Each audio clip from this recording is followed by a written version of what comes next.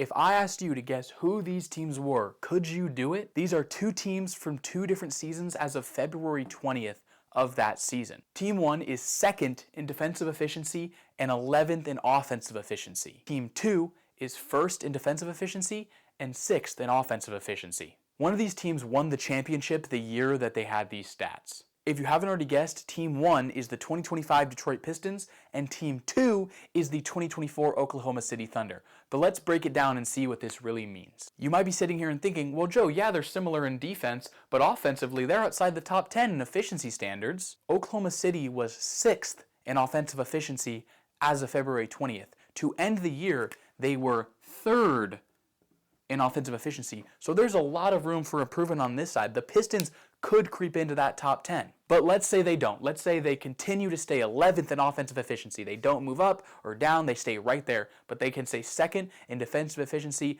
behind, you guessed it, the current year Oklahoma City Thunder, who are 1st in defensive efficiency for the 2nd straight year. Here is why I do not believe that would hurt them. Here are the winning numbers that offensive efficiency will not tell you. After the 3rd beatdown they put on the Knicks last night in Madison Square Garden, they are 41-13, which is 1st in the Eastern Conference. They are a staggering 22-6 at home, which is important because if the playoffs started today, they'd be the 1st seed and they would have home court advantage throughout the playoffs. And if you have a good record and you can win at home, you are going to win in the playoffs. Having said that, they're also 19-7 on the road, so they're also not a bad road team if they are forced to travel. They are 5.5 games above the 2nd place team in the East, the Boston Celtics. And yes, the Oklahoma City Thunder have more wins than the Detroit Pistons do, but in terms of winning percentage, the Detroit Pistons are 1st in the entire NBA. Now, all those records, the season record, the home record, the away record, don't mean anything if you're just patting on wins against bad teams, but that is not the case for Detroit. Obviously, Detroit is 1st in the Eastern Conference, but they are 7-2 against the next 3 teams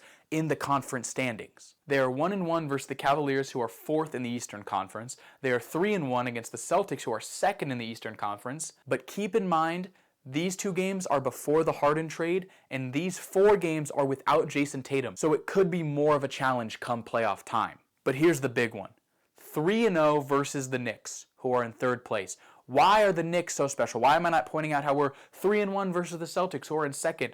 The Knicks are the team that took us out round 1 last year. That series could have gone either way, of course. There were some questionable calls that I disagree with and still keep me up at night. But to be 3-0, and not just any 3-0, to beat them handedly every time. And yes, there's been injuries throughout the games. They didn't have Karl-Anthony Towns for one of the games. They didn't have OG Anunoby for one of the games. But also, we have not had Jalen Duren all 3 of these games. We didn't have our top rebounder, our enforcer. A banged-up OG Anunoby was the only injury or really big missing piece who was still on the court for the New York Knicks last night. That is the closest they've been to full health while playing the Detroit Pistons all year. The Detroit Pistons did not have Jalen Duren or Isaiah Stewart. We trotted out Paul Reed, who's been doing great, by the way, as our starting center. He is our 3rd string big man. And we still beat you by 15. And we still put up 120. Cade Cunningham walked into Madison Square Garden and put up 42 points, 13 assists on 17 of 34 shooting, 50% from the field, probably a higher true shooting percentage. And he did it all on 3 free throws. How's that, Jalen Brunson? How's that, Mr. Flopper?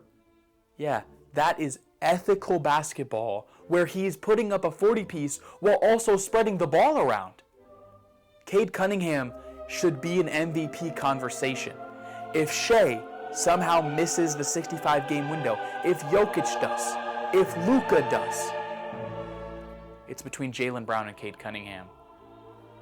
And I don't know about you, but the guy who's on the 1st place team in the East, putting up 42 points and 13 assists, when his 2nd option right now is Tobias Harris, no disrespect, that is my MVP. And the Detroit Pistons are going to win the East. And might I say, quite biasly, they got a shot at winning the finals. So bring on Cleveland, bring on Boston, bring on New York again. And if we get to those finals, bring on OKC, bring on LA, bring on Golden State if they get hot. I do not care. It's Detroit basketball to the trophy. I'm Joe Sportsball, and thank you for your time.